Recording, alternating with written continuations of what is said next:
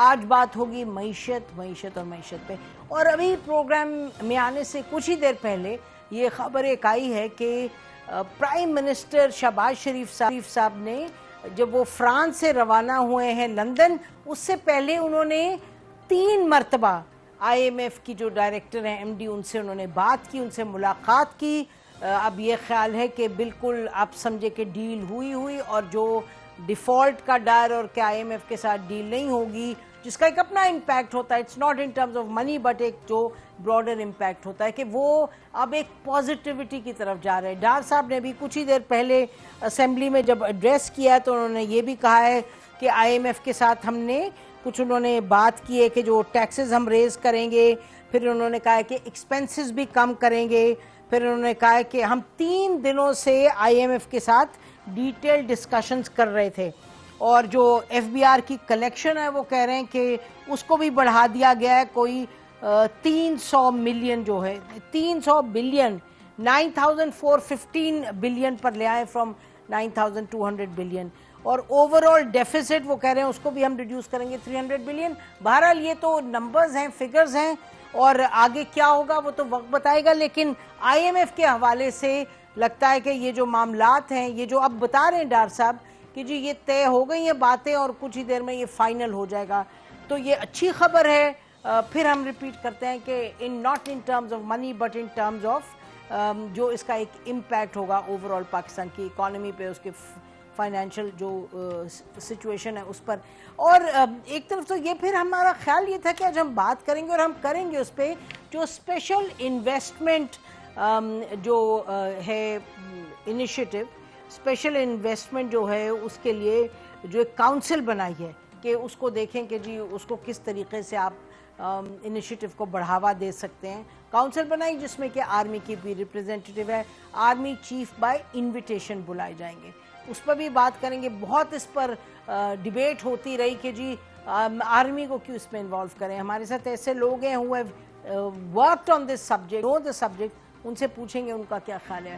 اور پھر ناظرین جو یو اے کی انوالومنٹ ہے اور وہ پاکستان کراچی پورٹ ٹرسٹ میں they are going to be active partners، اس پر بھی بات ہوگی. لیکن ساتھ ساتھ آپ کو یہ بھی بتاتے چلیں کہ دلچسپ بات ہے کہ آصف علی زرداری صاحب نے کیا کہا. انہوں نے کل بزنس کمیونٹی کو ایڈریس کیا لاہور، سنیے گا کیا کہا انہوں نے. کسی کو آپ پولیٹیکلی سپورٹ کریں مگر کم سے کم ان سے یہ طے کر لیں کہ بھائی چارٹر آف اکانومی یہ ہوگا. تو آج بھی میں آپ سے عرض کرتا ہوں کہ آپ سے بات کریں کہ بھائی چارٹر آف اکانومی میرے سے تو I am willing to sign. بڑی اہم بات ہے. اور یہ ناظرین 1 2 4 نہیں، یہ ہم آپ کو بتائیں کہ 15-18 برس سے یہی بات ہو رہی ہے بار بار کہ جی کریں چارٹر آف اکانومی کریں. اور جب عمران خان صاحب کی حکومت آئی تھی اس کے شروع میں آپ کو یاد ہوگا کہ پریزیڈنٹ پرائم منسٹر شہباز شریف صاحب نے اور آصف علی زرداری صاحب نے دونوں نے کہا تھا کہ جی چارٹر آف اکانومی پہ بات کریں. ڈیموکریسی تو تھا ہی between these 2 major parties, not Imran Khan صاحب شاید وہ بھی سگنیٹری تھے، بٹ چارٹر آف اکانومی. تو اب انہوں نے بات کو اور بڑھا رہے ہیں آگے اور کہہ رہے ہیں کہ جی کریں اس کو، آپ کی جو بھی جس کو سپورٹ کرنا ہے، بٹ چارٹر آف اکانومی پر بات کریں. اور یاد رہے کہ شاید خاقان عباسی صاحب ہیز بین سیئنگ ریپیٹڈلی کہ جو الیکشن ہوگا اور الیکشن کے بعد جو بھی آئے گا حکومت میں، اگر کچھ بیسک چیزوں پر اگریمنٹ نہیں ہوگی، ان کا خیال ہے کہ وہ حکومت کچھ زیادہ دیر چل نہیں پائے گی. اور اس میں کوئی شک تو نہیں جو حالات ہیں اس وقت فائنینشیل، اکنامک، ٹریڈ وغیرہ میں کچھ پازیٹیو چیزیں بھی ہو رہی ہیں. لیکن یہ تو ہم نے آپ کو بتایا کہ آصف علی زرداری صاحب نے کیا کہا. سنیے گا کہ چیف جسٹس صاحب نے بھی اس حوالے سے کیا کہا.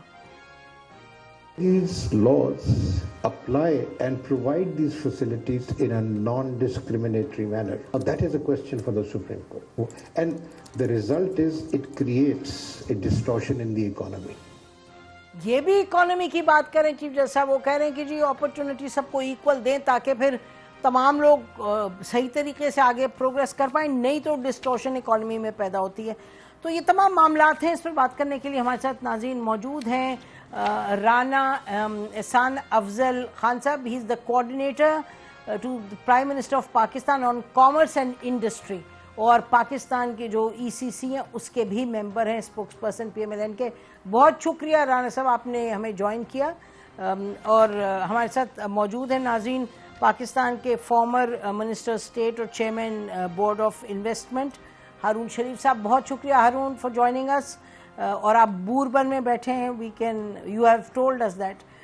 تو اور ڈاکٹر فاروق سلیم صاحب ناظرین یہ بھی رہ چکے ہیں فارمر اسپوکس پرسن, اور میرا خیال ہے کہ مختلف یہ گروپس میں بھی رہے ہیں, تھنک ٹینکس وغیرہ میں بھی رہے ہیں.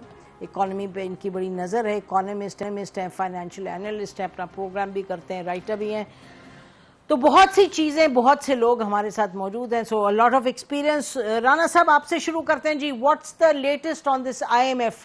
تو بات بن رہی ہے, کچھ چل رہی ہے آگے؟ بسم اللہ الرحمن الرحیم. دیکھیں شہباز شریف صاحب کی IMF ہیڈ کے ساتھ, MD کے ساتھ جو ہے وہ دیگر ملاقاتیں ہوئیں پیرس میں, اور اس کی بیسس پہ پھر فائنانس ڈویژن کی ایک بڑی ڈیٹیل کنسلٹیشن پچھلے 2-3 دنوں سے چل رہی تھی, اور اس کے مطابق جو چینجز وہ بجٹ میں چاہ رہے تھے جو فسکل ڈیفیسٹ کے حوالے سے, وہ میجرز جو ہیں آج دار صاحب نے اناؤنس کیے. یہ بڑا ایک پازیٹیو جو ہے وہ نیوز میں سمجھتا ہوں پاکستان کی جو ایکسٹرنل فائنینسنگ نیڈز ہیں اس کے لیے بہت پازیٹیو خبر ہے.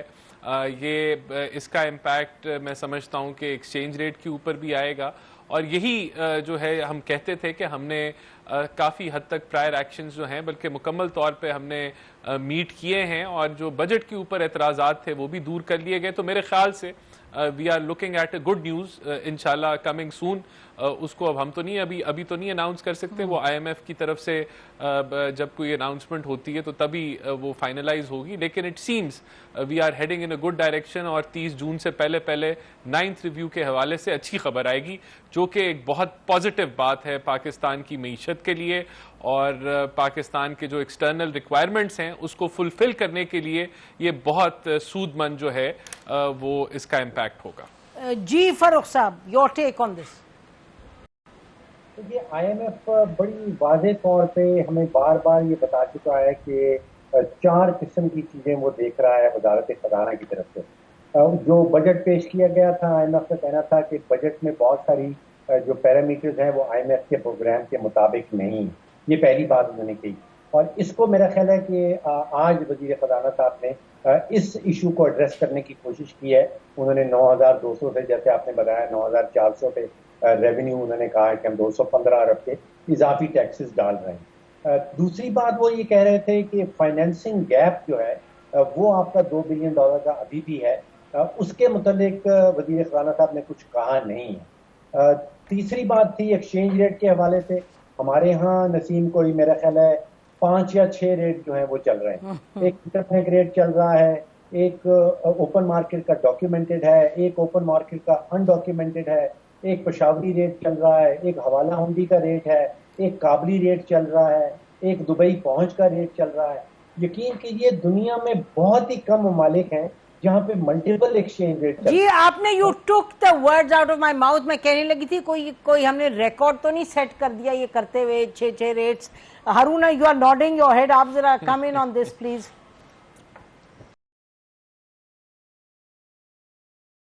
جی ویری کوئکلی دیکھیے دیر آئے جی نسیم 193 ممالک جو ہیں یونائٹڈ نیشنز کے ممبر, اس میں سے لگ بھگ درجن ملک آپ کو ایسے ملیں گے جہاں پہ ملٹیپل ایکسچینج ریٹ ہیں.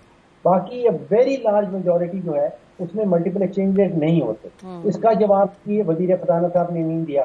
تو جو 4 ایشوز IMF کی طرف سے اٹھائے گئے تھے اس میں سے ایک ایشو کا آج جواب آیا.